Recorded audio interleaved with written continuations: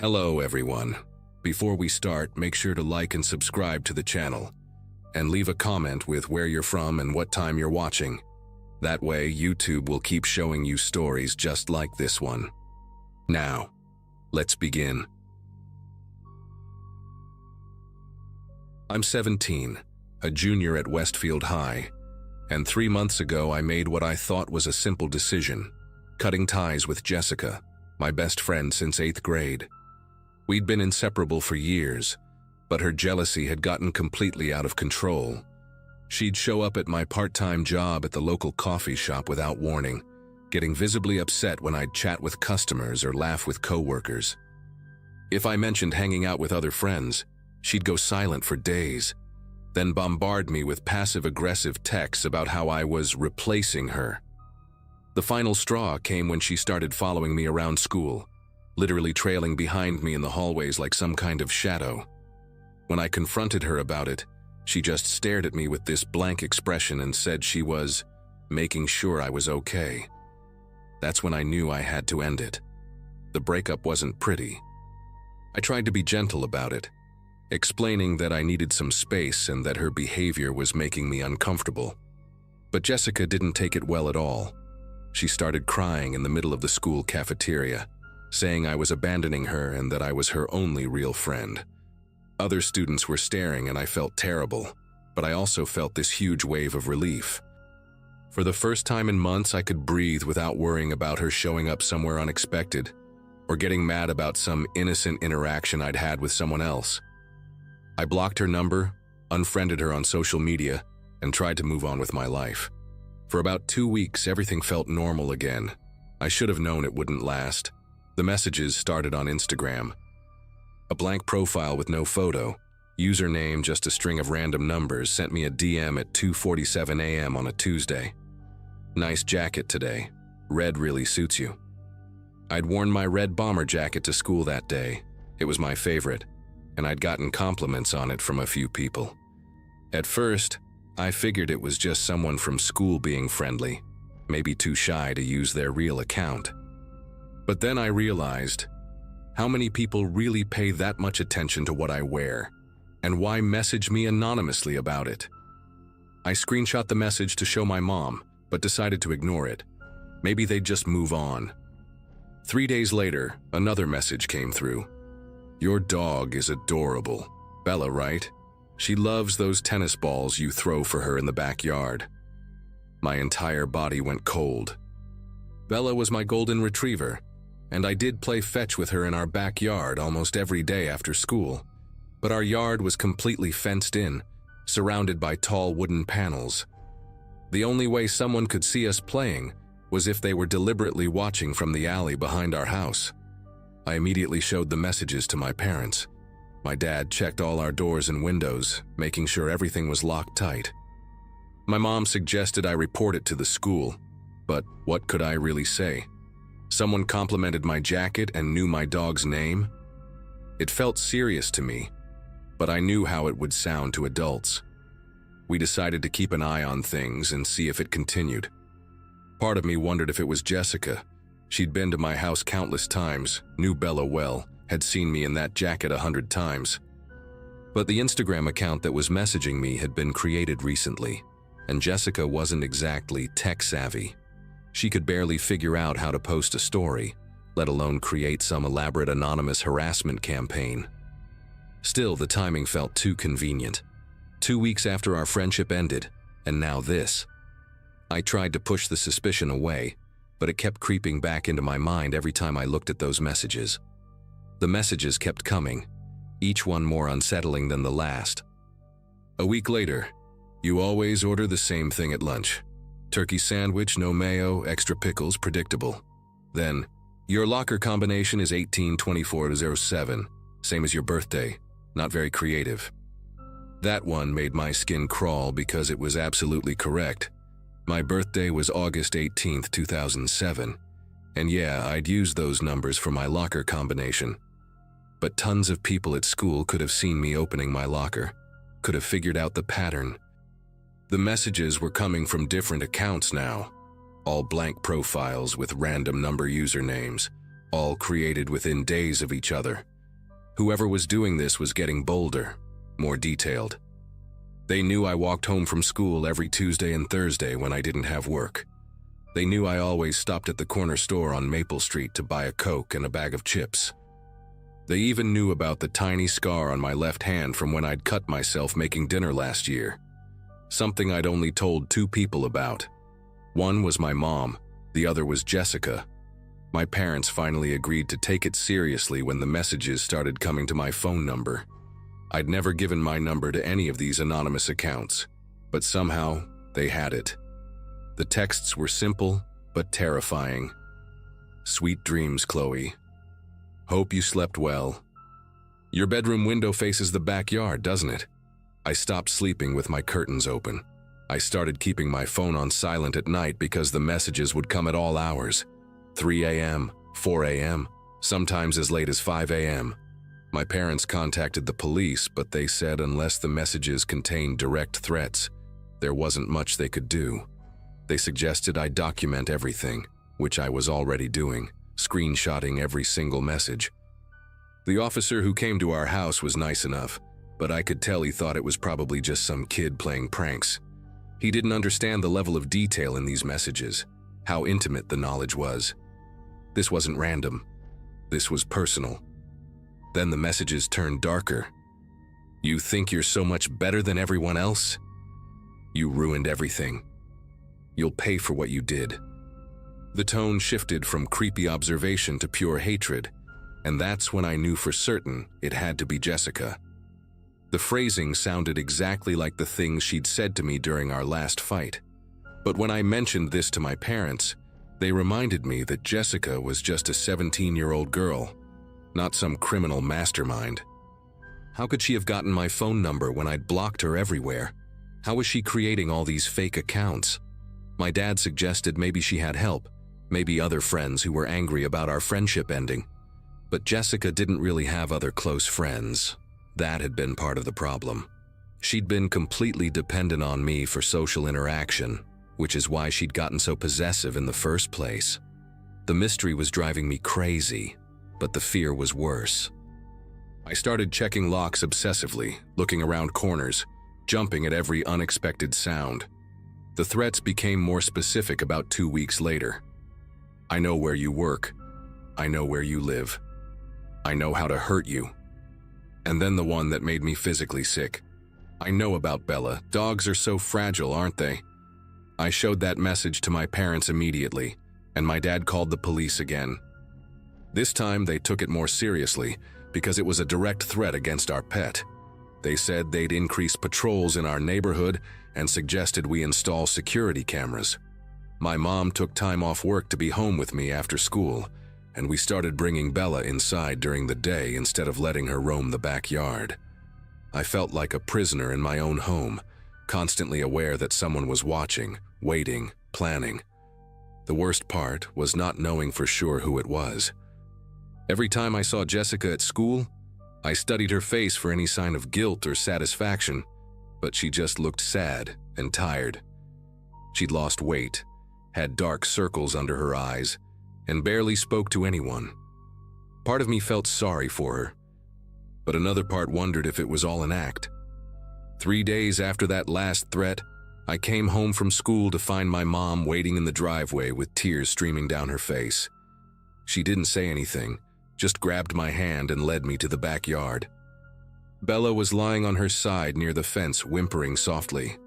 Her left hind leg was bent at an unnatural angle, and there was blood matted in her golden fur. My mom had already called the vet, and we rushed her to the emergency clinic. The vet said it appeared she'd been deliberately injured. Her leg was broken in 2 places, and she had several deep cuts that looked like they'd been made with a knife or sharp tool. The injuries were too precise, too intentional to be accidental. Someone had hurt my dog on purpose.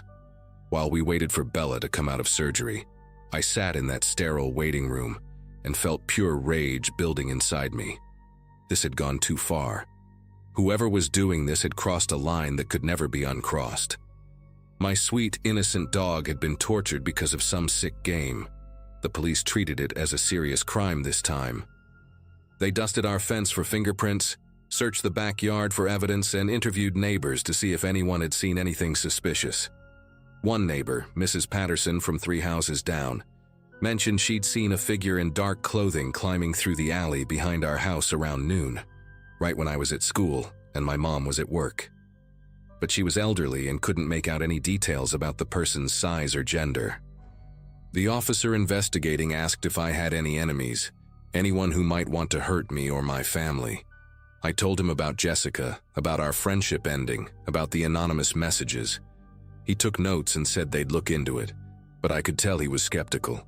Jessica was a slight girl, barely 5 feet tall, and the idea of her climbing fences and attacking a 50-pound dog seemed far-fetched.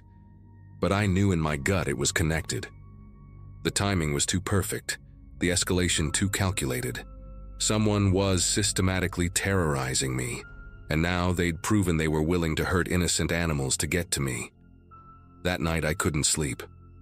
Bella was staying overnight at the vet clinic, and the house felt empty without her gentle snoring from the foot of my bed.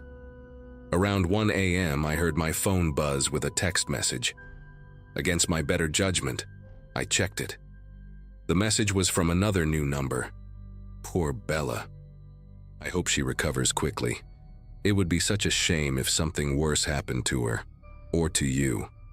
I screenshot it immediately and forwarded it to the detective handling our case. But as I lay there staring at the ceiling, something clicked in my mind. The phrasing, the timing, the intimate knowledge, it all suddenly made perfect sense. The next morning, I did something I should have done weeks ago. I asked my dad to help me check Jessica's older brother, Tyler. He was 21, worked at a tech company, and had always been creepy around me when I'd visited their house. He'd know everything Jessica knew about me, would have the technical skills to create fake accounts, and would definitely be strong enough to hurt Bella. More importantly, he'd always resented me for taking up so much of Jessica's time. When the police ran his name, they found he'd been arrested twice for stalking ex-girlfriends. Within 48 hours, they had enough evidence to arrest Tyler. He'd been sloppy, using his home Wi-Fi to create the fake accounts, and security footage from the corner store showed him following me on multiple occasions. When they searched his room, they found detailed notes about my daily routine, photos of me and Bella taken from the alley behind our house, and drafts of messages he'd planned to send. Jessica was devastated when she found out. She came to my house crying, apologizing over and over for her brother's actions. She had no idea he'd been doing any of it, and the guilt was eating her alive. Tyler was charged with stalking, harassment, and animal cruelty. He pled guilty and was sentenced to 2 years in prison plus mandatory counseling. Bella recovered fully, though she's never quite as trusting of strangers as she used to be. The whole experience changed me too. I'm more careful about who I trust, more aware of my surroundings, and I never take my safety for granted anymore. But I'm also grateful it's over, and that the truth finally came out before things got even worse.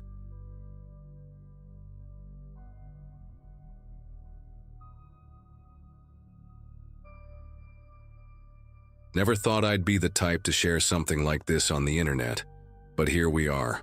I'm a 28-year-old elementary school teacher living in a quiet town in Ohio, and what happened to me last year still gives me chills when I think about it. At the time all this started, life was pretty routine. I'd just gotten my tenure at Maplewood Elementary, was dating this amazing guy named Kevin who worked at the local bank, and honestly felt like I had everything figured out. I lived in this cute little duplex on Elm Street with my cat Whiskers, had a small but close group of friends, and spent most of my evenings grading papers or binge-watching Netflix. Nothing too exciting, but I was content.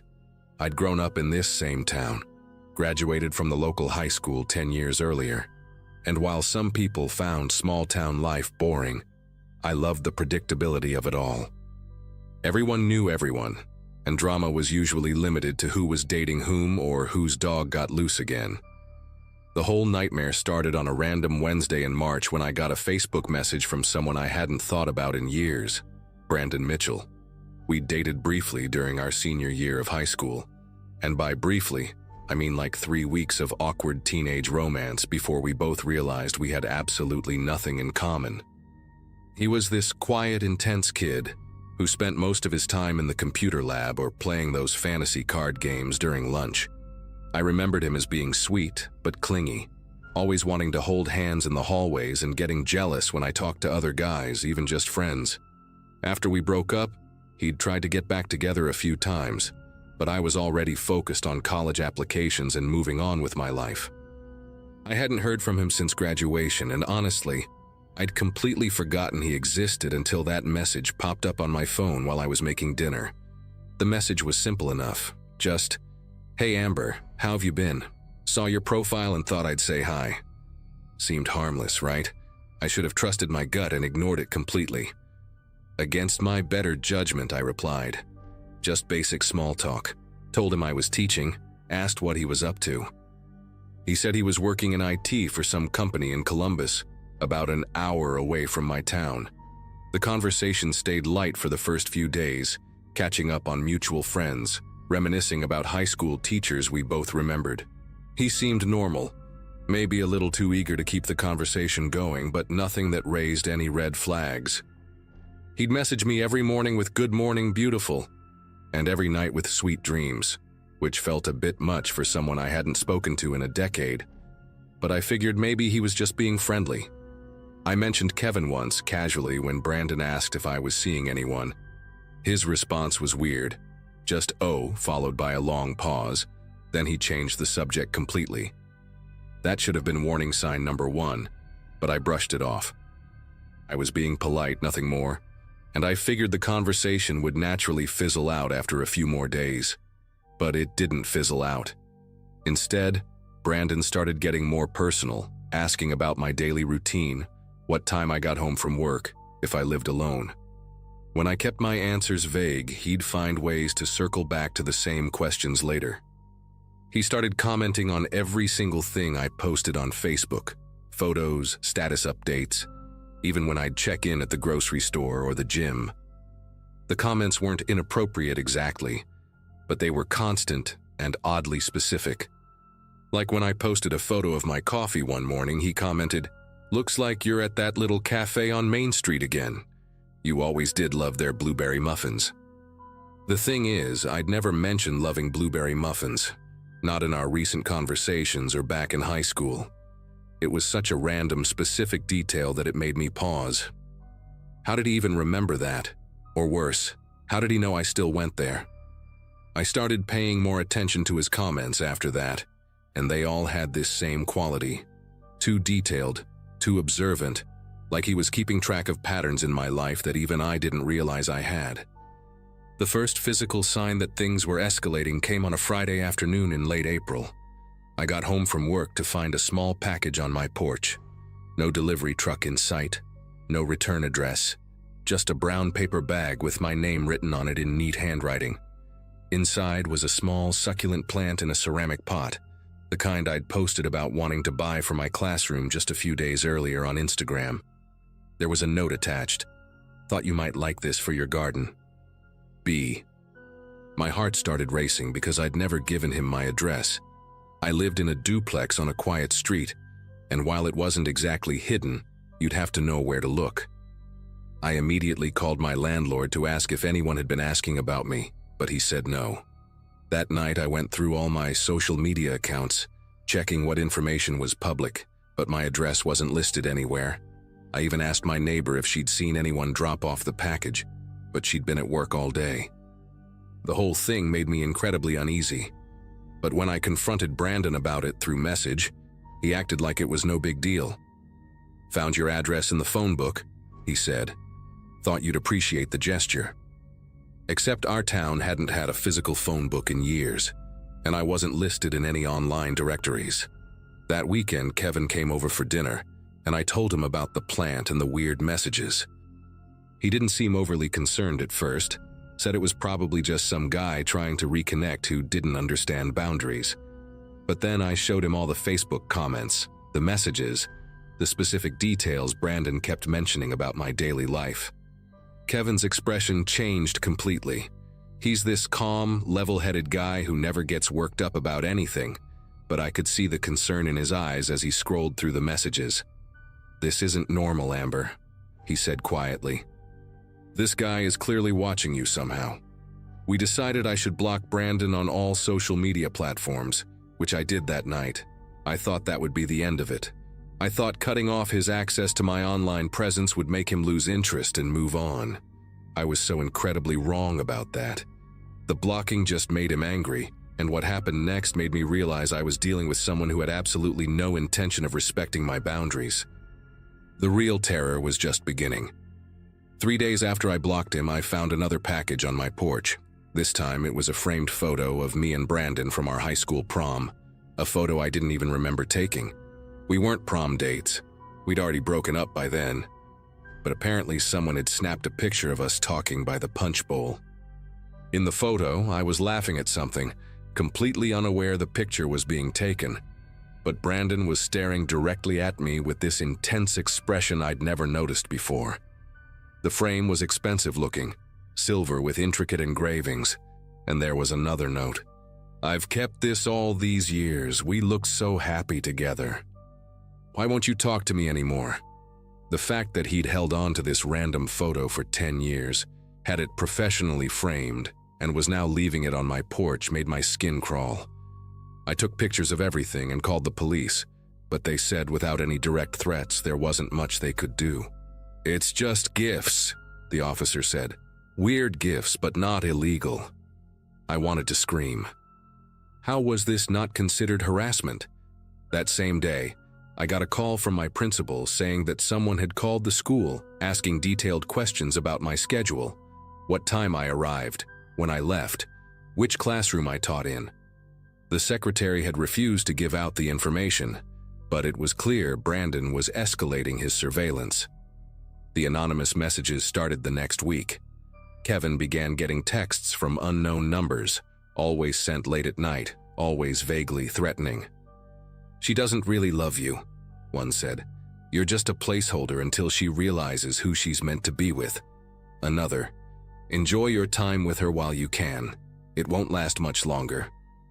The messages were never overtly threatening enough to warrant police action, but they were persistent and clearly designed to mess with Kevin's head. He showed me every single one, and I could see how much they were affecting him. Kevin had never been the jealous type, but these messages were making him paranoid and suspicious. He started asking me questions about my past with Brandon, wanting to know details about our relationship that I'd never thought were important. The worst part was that Brandon somehow knew things about Kevin too. His full name, where he worked, even his car model. One message referenced Kevin's blue Jeep Cherokee, which made us both realize that Brandon had been watching us together. He knew what Kevin looked like, what he drove, probably where he lived. The feeling of being constantly observed was suffocating, like having invisible eyes following my every move. By June, the situation had completely taken over my life. I'd changed my phone number twice, but somehow Brandon always found the new one within days. He'd call at random hours, never saying anything, just breathing into the phone before hanging up. I stopped posting anything on social media, made all my accounts private, even deleted my Instagram entirely, but the packages kept coming. Flowers, books, jewelry, always with those handwritten notes that got progressively more disturbing. "I know you're ignoring me, but I won't give up on us," one said. "We're meant to be together, and deep down you know it too." The gifts started appearing in places that should have been secure, tucked under my car windshield wiper in the school parking lot, left in my mailbox despite the fact that it was technically federal property, even placed inside my classroom somehow. That last one really shook me.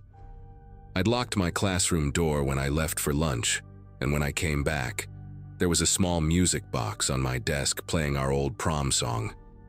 The janitor swore he hadn't let anyone in, and the principal confirmed that no visitors had been logged during lunch period. How was Brandon getting into my workplace? I started staying late at school just to avoid going home, terrified of what I might find waiting for me. My neighbors were getting creeped out too. Mrs. Henderson next door mentioned seeing a man sitting in a car outside our duplex at strange hours, just watching the building. The breaking point came on a sweltering July evening when Kevin and I were having dinner at Romano's, this little Italian place we'd been going to for months. We were sitting at our usual table by the window, talking about maybe taking a weekend trip to the lake, when Kevin suddenly went pale. He was staring at something behind me, and when I turned around, Brandon was sitting 3 tables away, just watching us eat. He wasn't trying to hide or be subtle about it. He was staring directly at us with this weird, satisfied expression, like he was enjoying some private joke. My appetite completely vanished. Kevin immediately stood up and walked over to Brandon's table, and I could see them having this tense, quiet conversation. Brandon kept shaking his head and gesturing toward me, while Kevin's posture got more and more aggressive. Other diners were starting to notice the commotion. When Kevin came back to our table, he was visibly shaken. "He says he has every right to eat wherever he wants," Kevin told me, his voice tight with controlled anger. "He also said to tell you that he's not going anywhere, and neither should you." We left immediately, but as we walked to Kevin's car, I could feel Brandon's eyes following us through the restaurant window. That night, Kevin stayed over at my place, and we barely slept. Every little sound, the house settling, a car driving by, even whiskers jumping off the bed, made us both jump. We knew this couldn't continue. The next morning, I made the decision that probably saved my sanity and maybe even my life. I called my cousin Janet, who's a lawyer in Cleveland, and explained everything that had been happening. She immediately connected me with a private investigator named Tony, who specialized in stalking cases. Within 48 hours, Tony had gathered enough evidence to file a proper restraining order. Photos of Brandon's car parked outside my house at various times, security footage from the school showing him lurking around the parking lot, even records of him calling my workplace multiple times under different names. The investigator also discovered that Brandon had been fired from his IT job in Columbus 3 months earlier for inappropriate use of company resources, which explained how he'd had so much time to dedicate to stalking me. The restraining order was granted immediately, and Brandon was served papers at his apartment. For the first time in months, I felt like I could breathe again. Tony also helped me install a security system at my house and gave me practical advice about varying my routines and being aware of my surroundings. He assured me that most stalkers, when faced with legal consequences and the realization that their behavior was being officially documented, tend to back down. He was right about Brandon. The gifts stopped coming, the phone calls ended, and the anonymous texts to Kevin ceased completely. It's been almost a year now since I got the restraining order, and Brandon hasn't contacted me once. The investigator explained that guys like Brandon often move on to new targets when their current obsession becomes too complicated or risky. It's a disturbing thought knowing he's probably doing this to someone else now, but I had to focus on getting my own life back. Kevin and I are still together, stronger than ever actually, and I've learned to trust my instincts about people in a way I never did before. I still check my rearview mirror obsessively and keep my curtains drawn at night, but the constant fear has faded. What I want other people to understand is that this kind of behavior escalates quickly and unpredictably. If someone from your past reaches out and starts exhibiting obsessive behavior, don't be polite about it. Block them immediately and document everything. I wasted months trying to be nice, hoping Brandon would just lose interest and go away. The truth is, people like him don't respond to politeness or hints. They only understand clear legal boundaries enforced by professionals. I'm sharing this story because I want other women to know that they don't have to handle this alone, and they definitely don't have to wait until someone makes an overt threat to take action. Trust your gut, save everything, and don't hesitate to get help from people who know how to deal with these situations.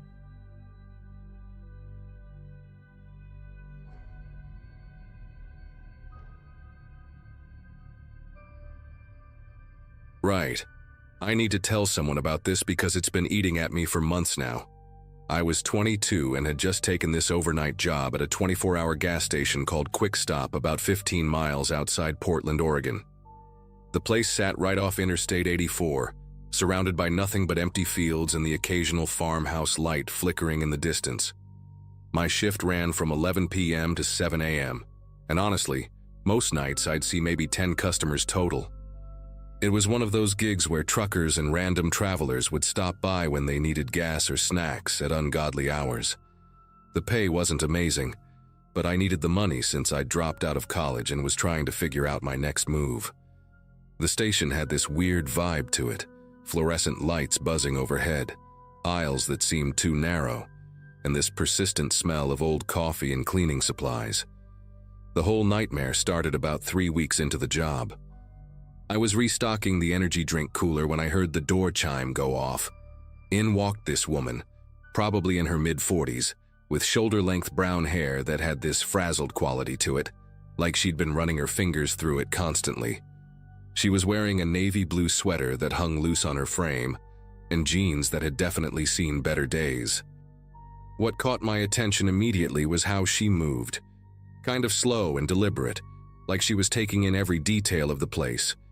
She grabbed a Diet Coke from the cooler and a pack of gum, but instead of just paying and leaving like most people do, she lingered at the counter, started asking me questions about how long I'd been there, if I liked the job, what my name was. Normal small talk, I thought, so I answered politely. Her name was Diane, and she mentioned she lived somewhere nearby. At first, I didn't think much of it. Diane seemed harmless enough, just another lonely person who probably didn't have many people to talk to. She'd come in around 1 a.m., always buying the same things, Diet Coke and gum, but each visit lasted longer than the last. She'd lean against the counter while I rang her up, standing closer than most customers would.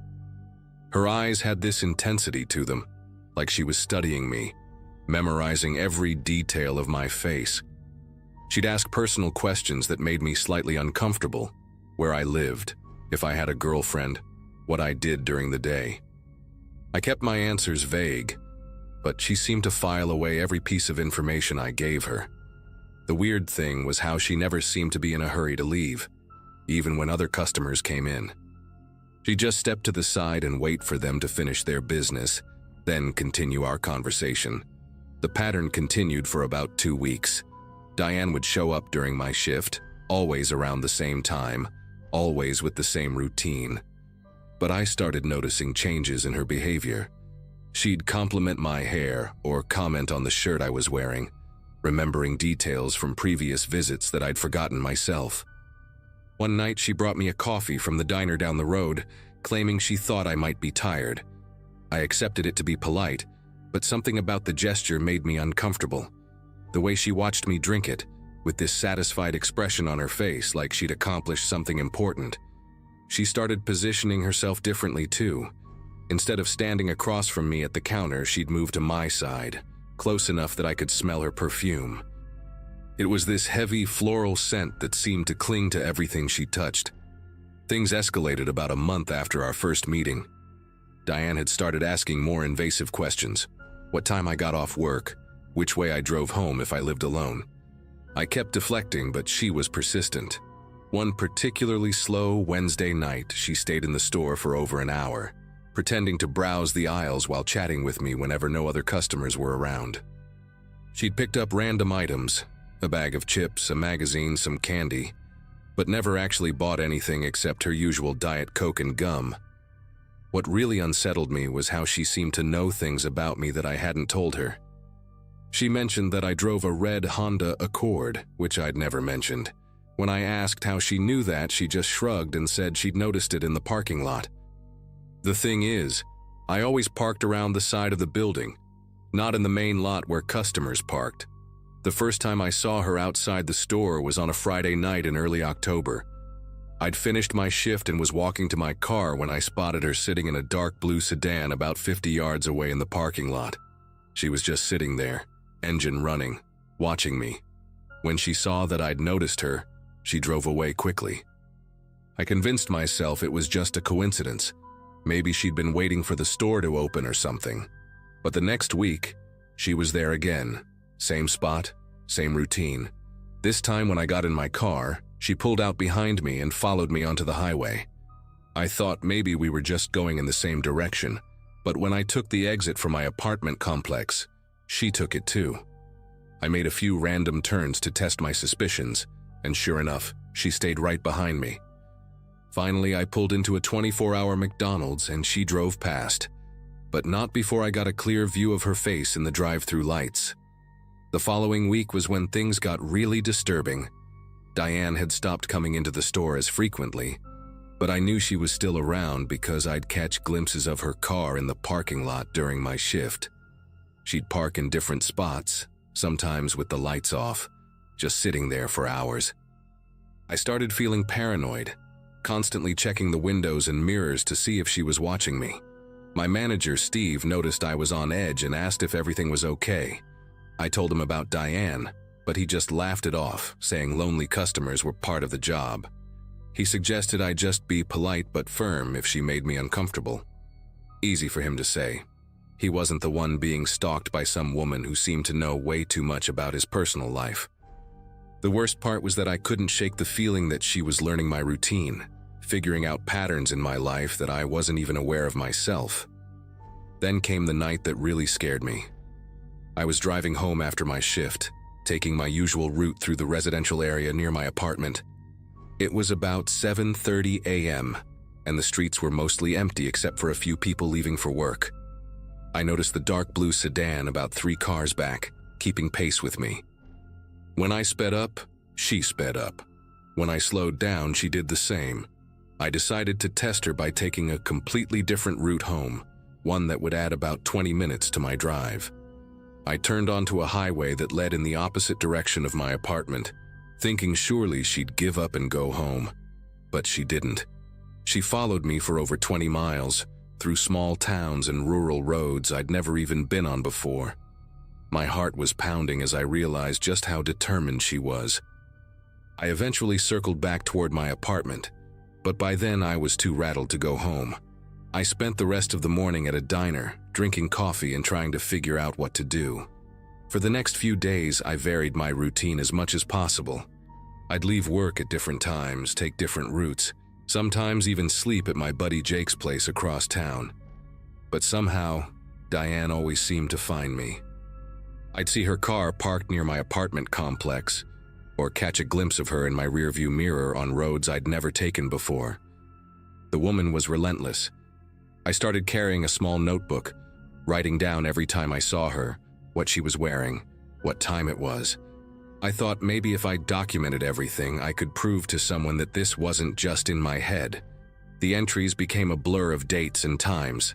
October 12th, 2:15 a.m., saw her car in grocery store parking lot. October 14th, 7:45 a.m., followed me to Jake's apartment. She was always there, always watching, and I was running out of places to hide. The breaking point came on a Wednesday night in late October. I'd finished my shift around 7 a.m. and was exhausted from staying up late the previous day trying to avoid Diane. I just wanted to go home, take a shower, and sleep. As I walked toward my car, I noticed the parking lot was completely empty, except for my Honda Accord. No sign of the dark blue sedan anywhere. For the first time in weeks, I actually relaxed a little bit. I drove home taking my normal route, not bothering to check my mirrors every few seconds like I'd been doing. When I pulled into my apartment complex, I felt this huge wave of relief wash over me. Maybe she'd finally lost interest. Maybe this nightmare was actually over. I parked in my usual spot and grabbed my backpack from the passenger seat, already thinking about how good it would feel to crawl into bed. But as I walked toward the entrance to my building, I saw a figure sitting on the concrete steps leading up to the main door. It was Diane, and she was smiling at me like we'd planned to meet there. "Hey there," she said, standing up as I approached. She was wearing the same navy sweater from our first meeting, but now it had stains on it, and her hair was greasier than usual. "I've been waiting for you. I wanted to talk without all those cameras at the store watching us." The way she said cameras made my skin crawl, like she'd been thinking about them for a long time, planning around them. I stopped about 10 feet away from her, every instinct telling me not to get any closer. She took a step toward me, and I could see dark circles under her eyes like she hadn't been sleeping much either. "I know you've been avoiding me," she continued, her voice getting this weird sing-song quality to it. "But I figured out where you live. It wasn't that hard, actually. I just had to be patient." She reached into her purse and I tensed up, ready to run, but she just pulled out a folded piece of paper and held it out to me. I wrote you a letter. I think we should be together. I think we're meant to be together. Her eyes had this glassy look to them, like she was completely disconnected from reality. That's when I realized I had to do something drastic. I pulled out my phone and started recording her, making sure she could see what I was doing. "Diane, I need you to leave me alone," I said, speaking clearly for the recording. "I don't want to talk to you. I don't want you following me. I want you to stay away from my apartment and my workplace." She looked confused at first, then angry. "You don't understand," she said, her voice rising. "We have a connection. I can feel it. You feel it too. I know you do." I kept the phone pointed at her and started walking backward toward my car. "I'm calling the police if you don't leave right now," I told her. That seemed to snap her out of whatever trance she was in. She looked at the phone, then at me, and something shifted in her expression. For the first time since I'd met her, she looked genuinely frightened.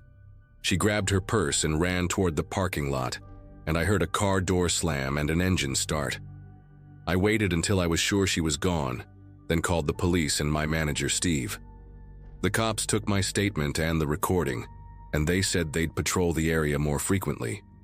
Steve was apologetic about not taking my concerns seriously and agreed to ban her from the store. I never saw Diane again after that night, but I quit the gas station job 2 weeks later.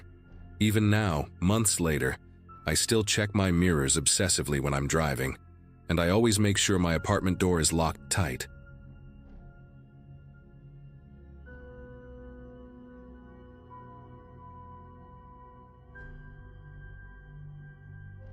Started with a message on LinkedIn.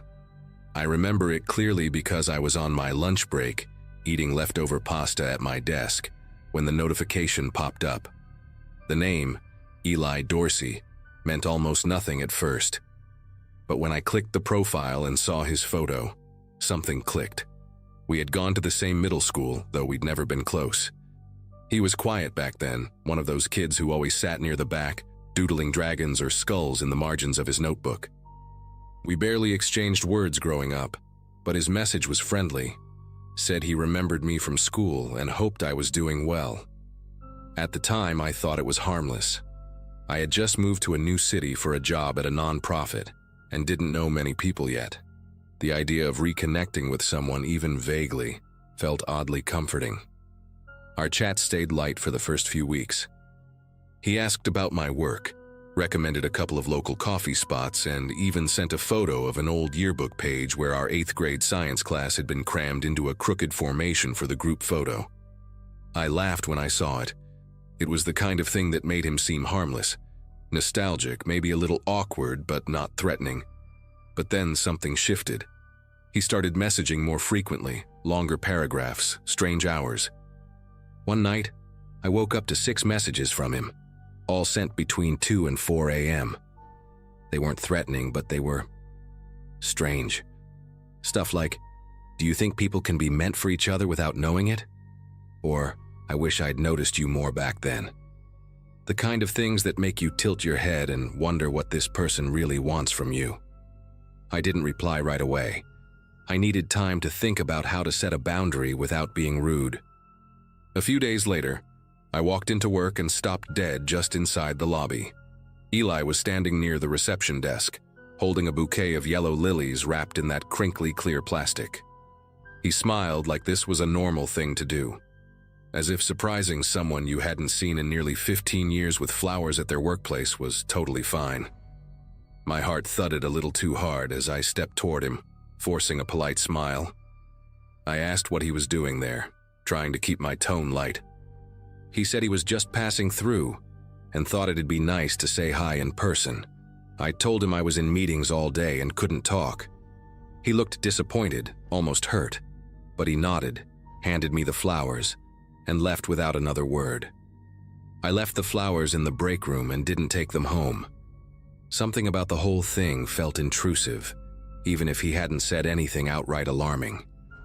That same evening, I sent him a short message saying I appreciated the gesture, but I didn't feel comfortable continuing the conversations outside of a professional setting. I thought I was being clear without being cruel. He read the message almost immediately, then nothing. No reply, no reactions. For a day or two it was quiet and I figured that was the end of it. Then the calls started. At first it was just one unknown number around 11 p.m. I let it go to voicemail. When I listened to it the next morning, it was Eli. His voice was calm, almost sheepish. He said he was sorry if he came on too strong, that he just felt this connection he couldn't explain. I didn't respond. That day, I got 3 more calls from 3 different numbers, one from an out-of-state area code I didn't recognize. None of them left messages, but it was clear they were him. By the end of the week, I'd gotten nearly a dozen calls, each from a different number, each coming later at night than the last. On the 6th night, one of the voicemails was different. He wasn't calm anymore. His voice was shaky, almost like he was pacing while talking. He said things like, "You don't understand how hard it is to be ignored, and I just want you to give me a chance." The last line made me stop cold. "If you don't talk to me, I'll have to come see you again. And this time I won't leave so quickly." That was when I blocked every number I could, contacted our building security, and gave them his photo. I even told my supervisor everything, just in case he tried to show up again. What scared me most wasn't just what he said, it was the tone, like he genuinely believed I owed him something, that we had some unfinished story between us, one that he was determined to finish with or without my consent. I started parking in a different garage, left work with a coworker whenever I could, and stopped going out alone. For the first time since moving to the city, I didn't feel free. Every buzz on my phone made my chest tighten. I kept the blinds in my apartment drawn even during the day. It felt like I had become a character in someone else's story, and they were the only one holding the pen. One morning, a letter arrived at my apartment. No return address, just my name and unit number written in jagged handwriting. Inside was a single sheet of paper, no envelope. It was a printout of an old photo, one I hadn't seen in years. Our 8th grade class at a science museum, all of us in matching t-shirts. Someone had circled my face in red ink. Underneath, he'd written, "I noticed you back then. I never forgot." That's when I realized this wasn't some passing obsession. It had been festering in the background of my life for years without me ever knowing. I reported it to the police, but since he hadn't made physical threats or harmed me, there wasn't much they could do beyond filing a report. I started researching legal options and ended up talking to a woman in my building who happened to be a paralegal. She pointed me to a lawyer who specialized in harassment and stalking cases. With their help, I filed for a restraining order. It wasn't easy. I had to show them the call logs, the voicemails, the letter. Even then, the court took its time. There's something gut-wrenching about having to prove that your fear is legitimate. Like you need to wait for something worse to happen before anyone steps in. But after nearly 3 weeks, it was granted. He was legally ordered to stay away from me, my workplace, and my building. The calls stopped. No more letters. No one lingering outside the lobby. The silence was eerie at first, like that moment after a storm when you're still waiting for the next crash of thunder. I didn't feel safe right away. I still looked over my shoulder in parking lots, kept pepper spray in my coat pocket, and double-checked that my windows were locked every night. But slowly, the tension in my body started to ease. It took months before I could sleep through the night without waking up in a panic. I don't think I'll ever fully go back to the version of myself from before this happened. But I'm here, and I'm okay. And that counts for something. To this day, I don't know what finally made him stop. Maybe the restraining order scared him. Maybe he found someone else to fixate on. Or maybe he realized I would never play the role he'd written for me in his head. I still have the letter. I keep it in a folder with the court documents, tucked in the back of a drawer I rarely open. Not because I want to remember, but because I never want to forget how quickly something can shift from strange to dangerous, especially when someone decides they're entitled to your attention. I never thought a harmless message from a quiet classmate could end in legal paperwork and fear, but here we are.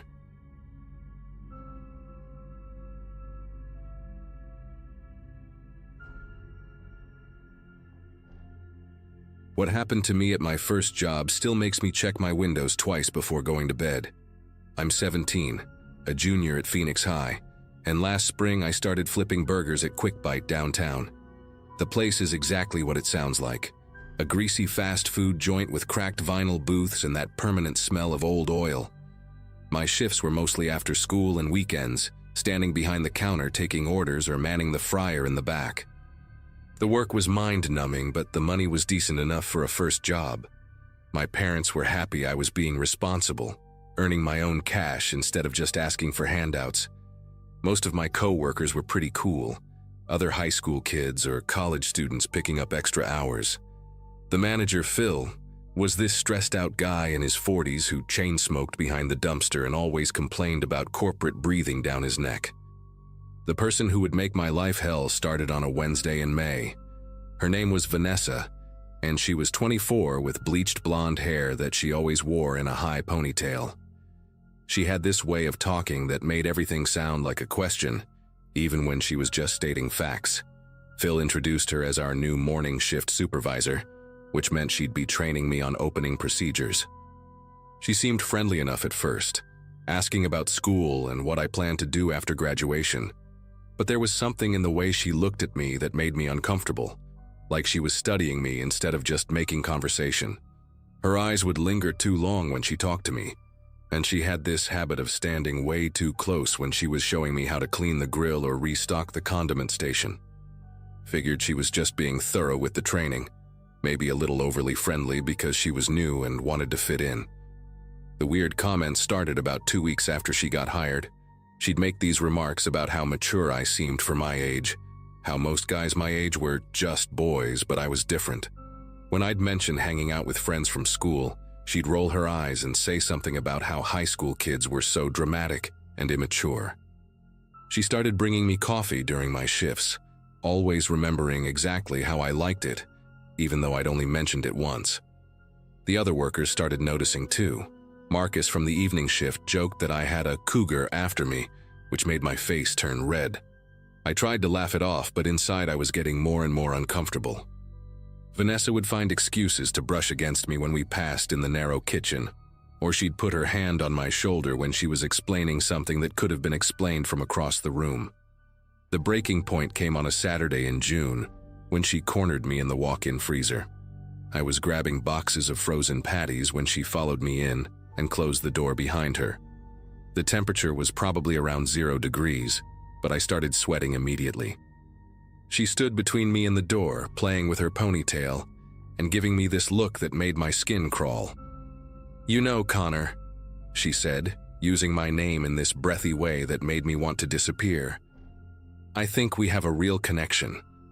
I've been thinking about you a lot lately." I mumbled something about needing to get back to work, but she stepped closer and put her hand on my chest. "I know you're still in high school, but you're almost 18, right? Age is just a number anyway." I practically shoved past her to get out of there, my heart pounding so hard I thought everyone could hear it.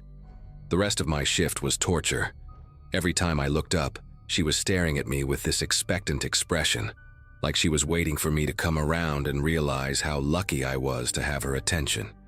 That weekend, I told my parents I was thinking about quitting, making up some excuse about wanting to focus more on school. My mom seemed suspicious but didn't push it. Monday came and I dreaded going to work, but I needed the money too badly to just quit without notice. When I walked in, Vanessa was already there, leaning against the counter with this smug smile. "Hey, stranger," she said, like nothing had happened. I was hoping we could talk more about what we discussed on Saturday. I told her flat out that I wasn't interested, that she was making me uncomfortable, and that I just wanted to do my job. Her face changed completely. The fake sweetness dropped away and something cold flickered in her eyes. "That's really hurtful, Connor. I thought you were more mature than that." The way she said mature made it sound like a threat. For the rest of the week she was different. Not obviously hostile, but there was this underlying tension that made every shift feel like walking on eggshells. Then the Instagram requests started.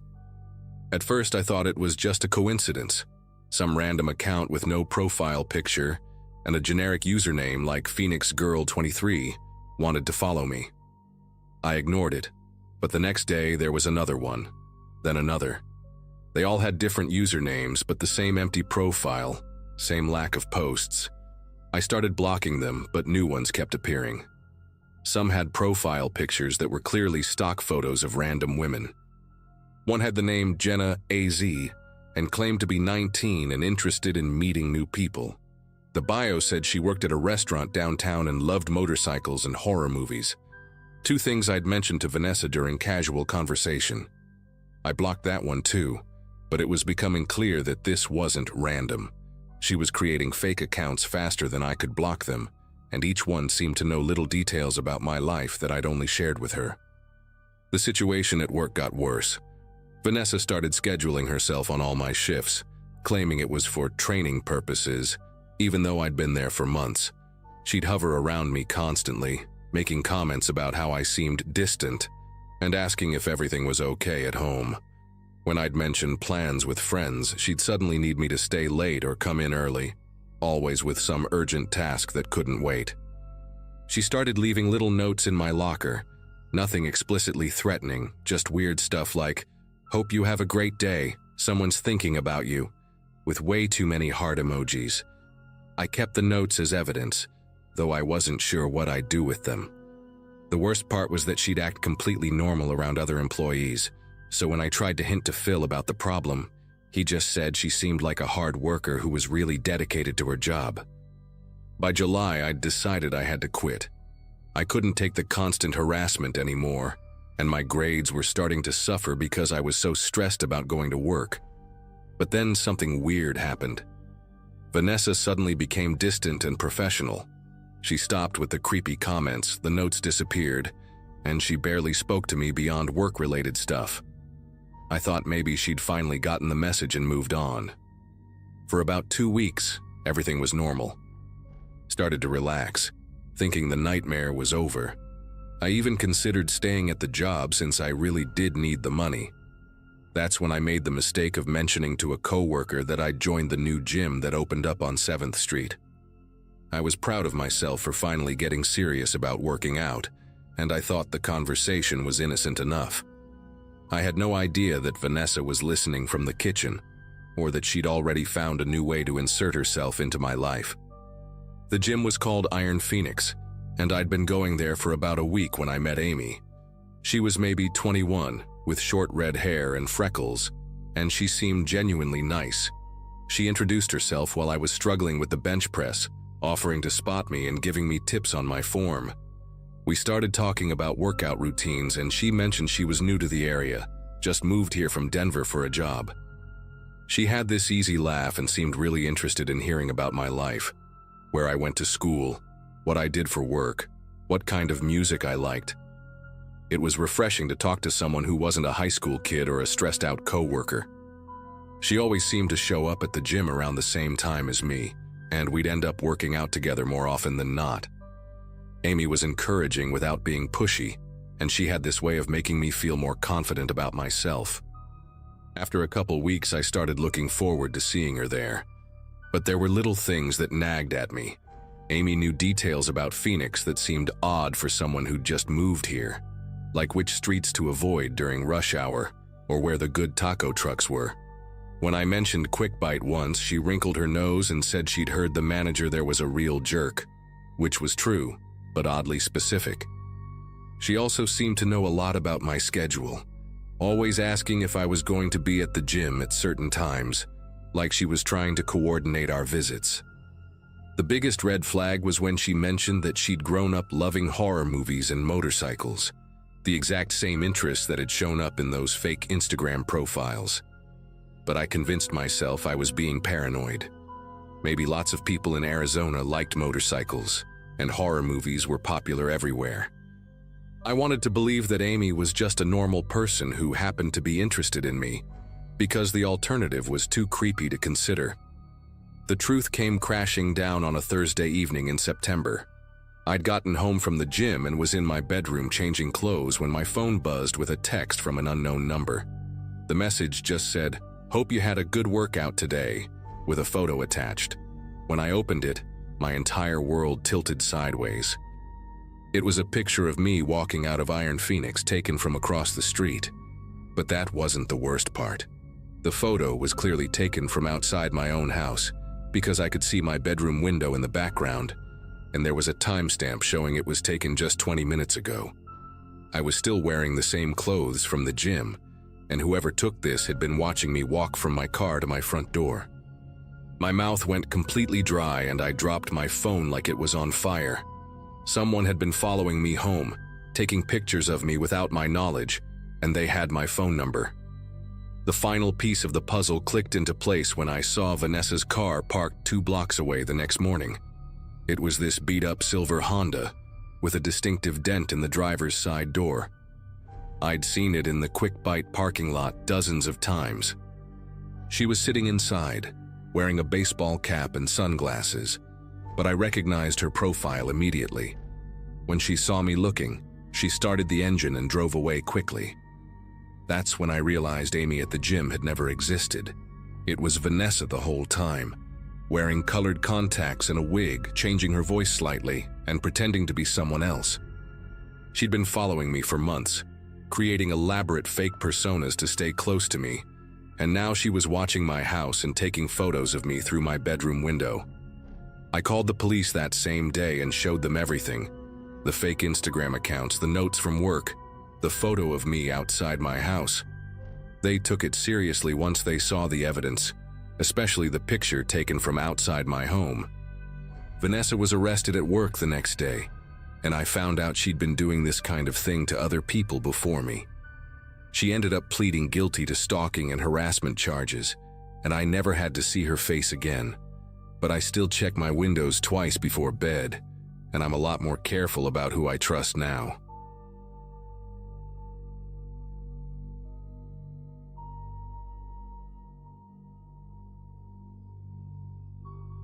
My junior year of high school was when everything started spiraling. I lived with my mom in a 2-bedroom duplex on a quiet street near the edge of town. Nothing ever really happened there, just the sound of sprinklers in the early morning and neighbors mowing their lawns on the weekends. I had a part-time job at the public library and usually walked there after school. Life was predictable, which I liked. At that point, I just ended a 6-month relationship with this guy named Zachary. He wasn't violent or anything, but he had this way of always needing to know where I was. He'd get weird if I didn't respond to a message fast enough, or if I spent too much time with my friends. It got exhausting. The breakup happened on a Thursday afternoon behind the gym. I tried to keep it simple. I told him I needed space, that I didn't feel like myself anymore. He just stared at me for a few seconds, then nodded and walked away. Didn't say a single word. I remember feeling relief at first. That kind of heavy pressure on my chest had lifted. But that night, I got this feeling like someone was watching me when I was brushing my teeth. You know when the house is completely still, but your ears start picking up on things they normally wouldn't?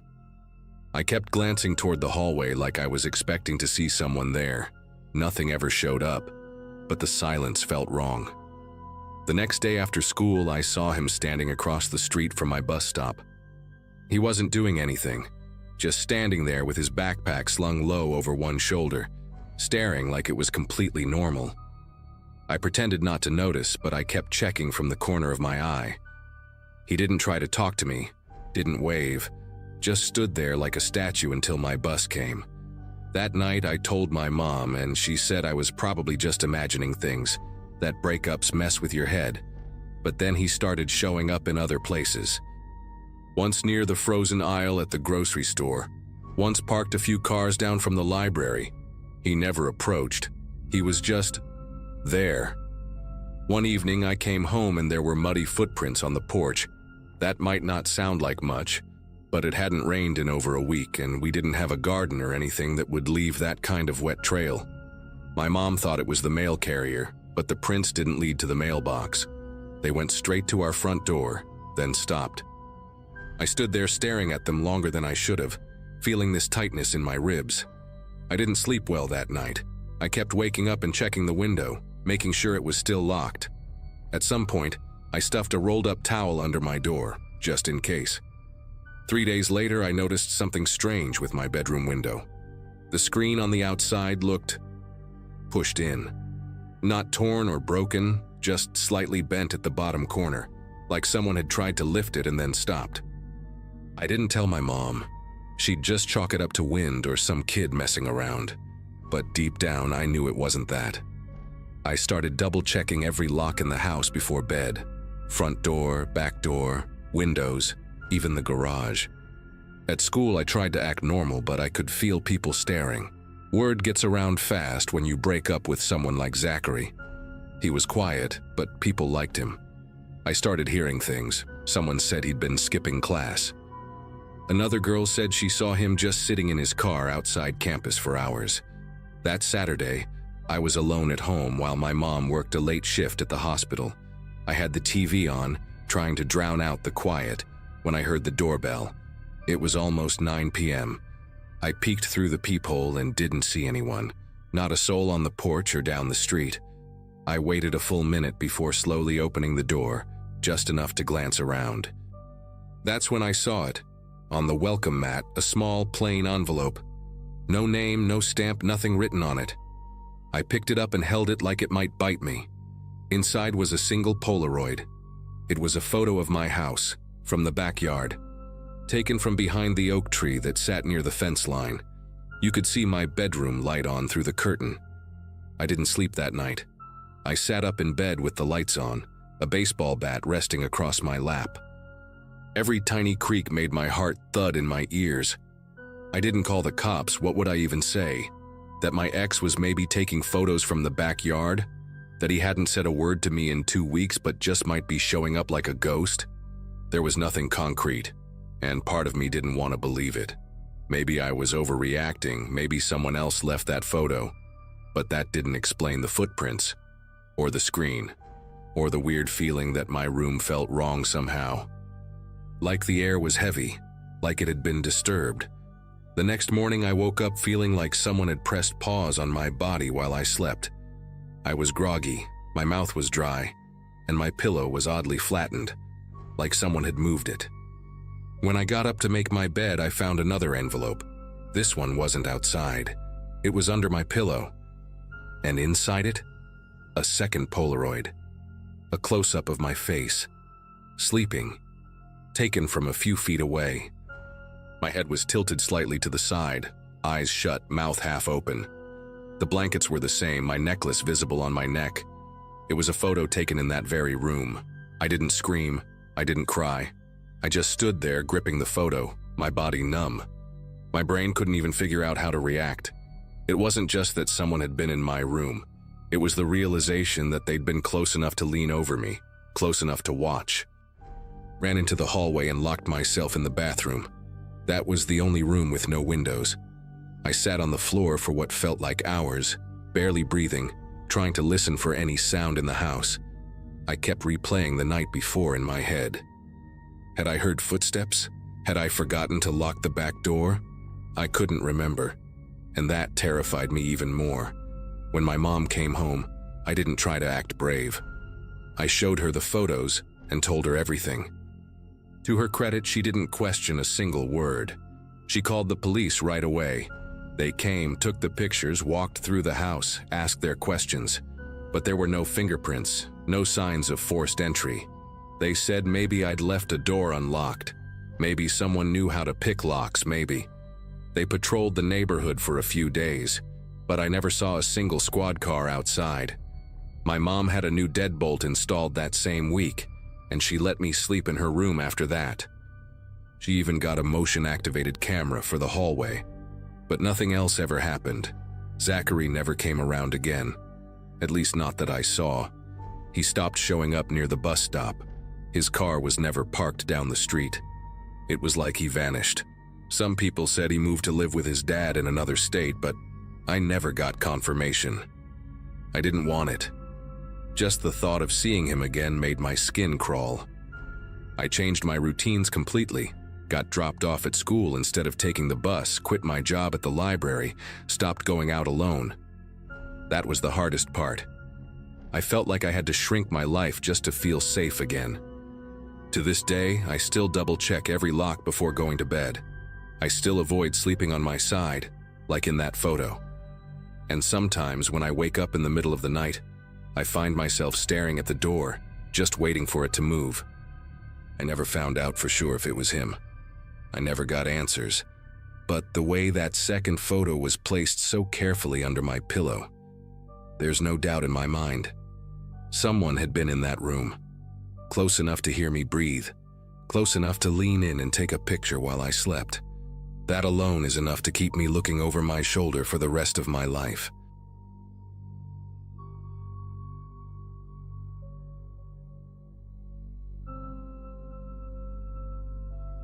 Senior year was supposed to be the best time of my life. I was captain of the debate team, had decent grades, and was already accepted to State University. I lived in a small town in Montana where everyone knew everyone, and nothing exciting ever happened. My parents both worked at the local bank, and we had this routine life that felt safe and predictable. I spent most of my free time at the library or hanging out with my best friend Madison at the old diner downtown. Everything was normal until Mr. Garrett started substituting at our school. He was probably in his early 30s, tall and lanky with this weird intensity in his eyes that made me feel like he was studying me whenever he looked my way. The first time he subbed for my English class, I noticed how he lingered near my desk when handing back papers, and his fingers would brush against mine just a little too long. It wasn't anything I could really complain about, but it made my skin crawl in a way I couldn't explain. The emails started about 2 weeks after his first day at our school. I remember it was a Wednesday evening in November when I got the first one. It came from an account called Admiring Words 47, just random enough to seem legitimate but weird enough to make me pause. The subject line read, "For a beautiful mind," and when I opened it, there was this long, flowery message about how I had caught someone's attention during debate practice. The writing was overly formal, filled with these elaborate compliments about my intellectual prowess and graceful demeanor. It felt like someone trying too hard to sound sophisticated, using phrases like "your eloquent discourse" and "the ethereal quality of your thoughts." At first, I figured it was just some creepy guy from school who had gotten my email address from the student directory. I deleted it and didn't think much about it, but then another one came the next day, and then another. Each message was longer than the last, filled with these weird observations about things I'd done or said that only someone who had been watching me closely would know. The third email really freaked me out. This person knew I had worn my grandmother's silver bracelet to school that day, mentioned how I dropped my pencil during calculus and bent down to pick it up, and even described the exact way I'd tied my hair back during lunch. The message went on for paragraphs about how my natural grace shines through even the most mundane actions, and how my intellectual beauty transcends the shallow concerns of your peers. The language was getting more intense, more personal, and I started feeling genuinely scared. I showed Madison the emails, and she immediately told me to report it to the school counselor. But what would I say? That someone was complimenting me too much? The messages weren't explicitly threatening, just incredibly creepy and way too detailed. I changed my email password and hoped whoever it was would lose interest, but the messages kept coming from different accounts. Thoughtful Observer 23, Quiet Admirer 91, Intellectual Soul.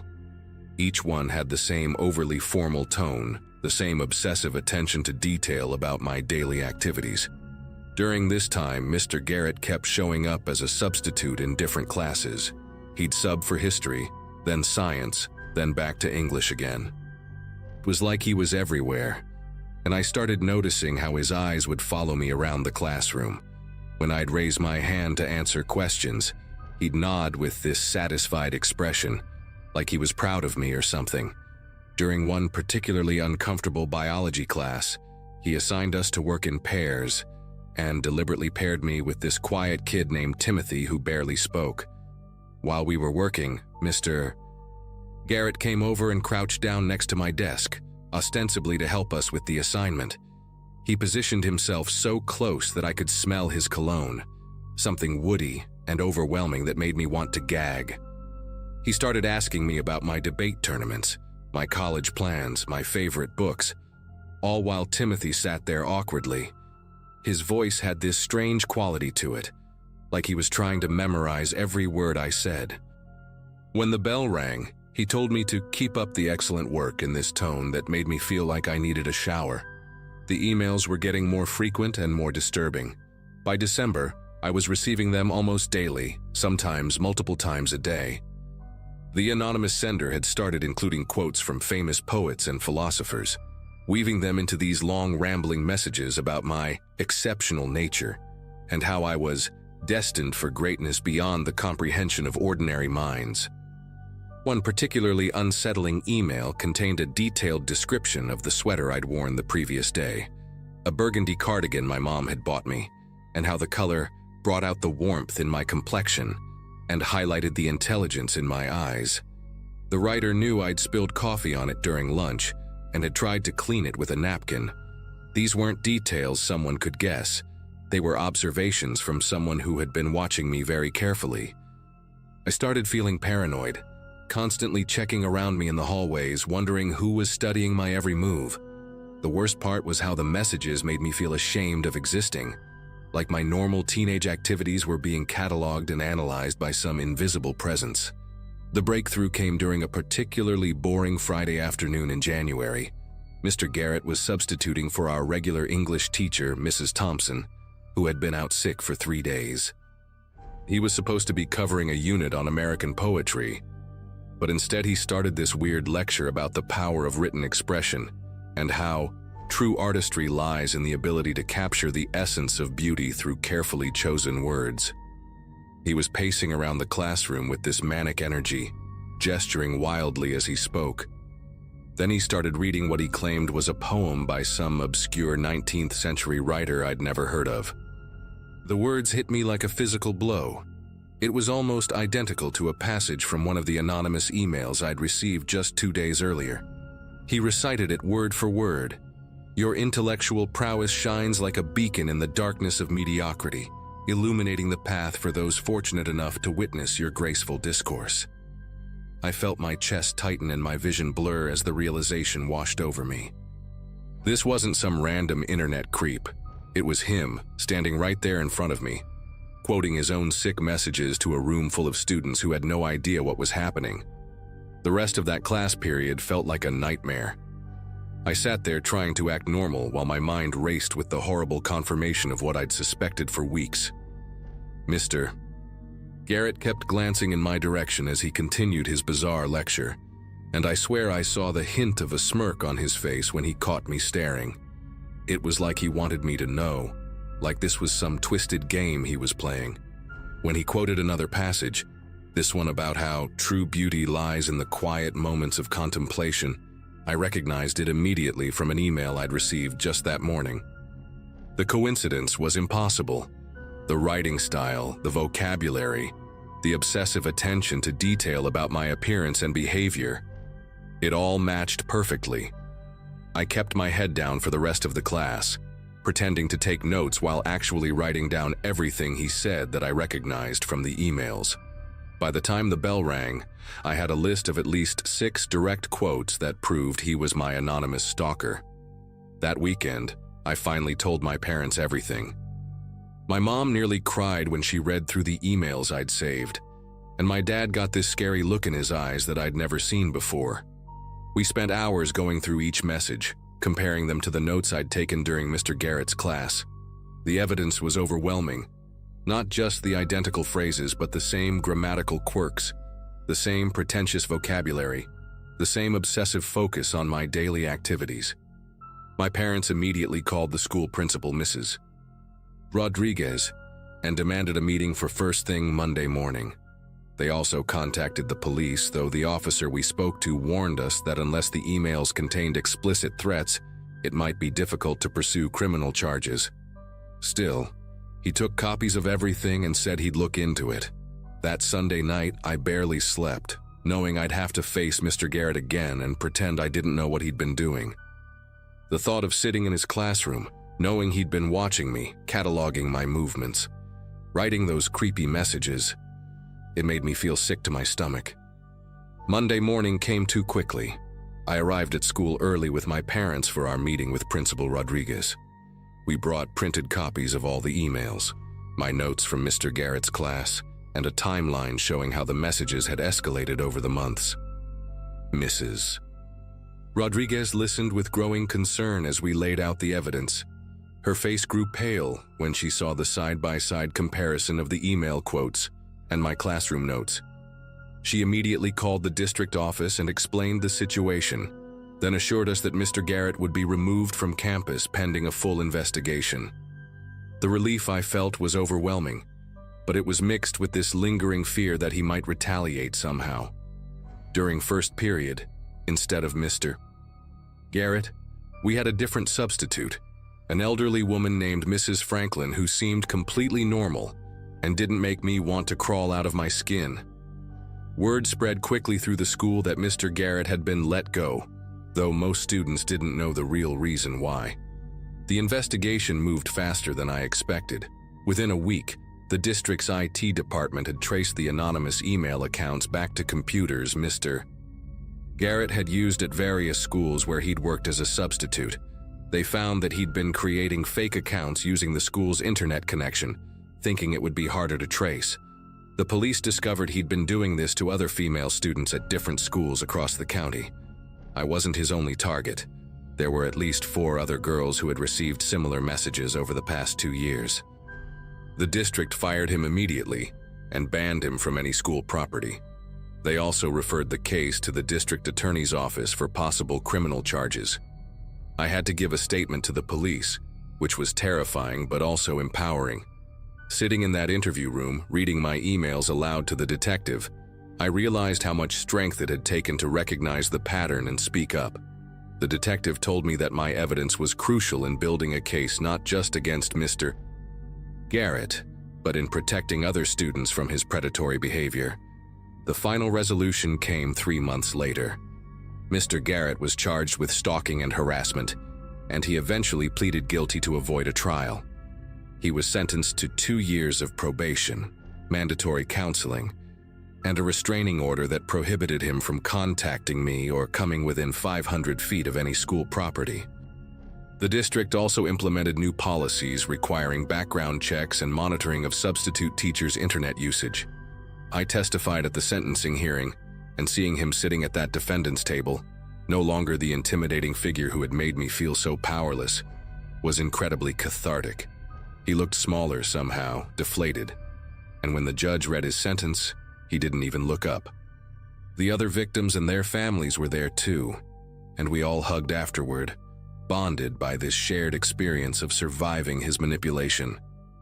It was surreal to think that my decision to pay attention to those repeated phrases, to trust my instincts about the connection between the emails and his classroom behavior, had led to protecting other students from the same violation. The whole experience changed me in ways I didn't expect. I graduated that spring with a much deeper understanding of how predators operate, how they test boundaries, how they make you question your own perceptions, how they hide behind positions of authority. I also learned the importance of documenting everything and speaking up, even when the evidence seems circumstantial. The emails stopped completely after Mr. Garrett was arrested, and I never heard from him again. Sometimes I wonder if he's still out there somewhere, maybe trying the same tactics on other young women, but I take comfort in knowing that his conviction is on the record now. Any future employer or school district will see what he did. I'm in college now, studying criminal justice, and I often think about that Friday afternoon when he quoted his own sick words to our class. That moment of recognition, terrifying as it was, became the key to stopping him. It taught me that sometimes the most important thing you can do is trust that uncomfortable feeling in your gut. It might just save not only yourself, but others too.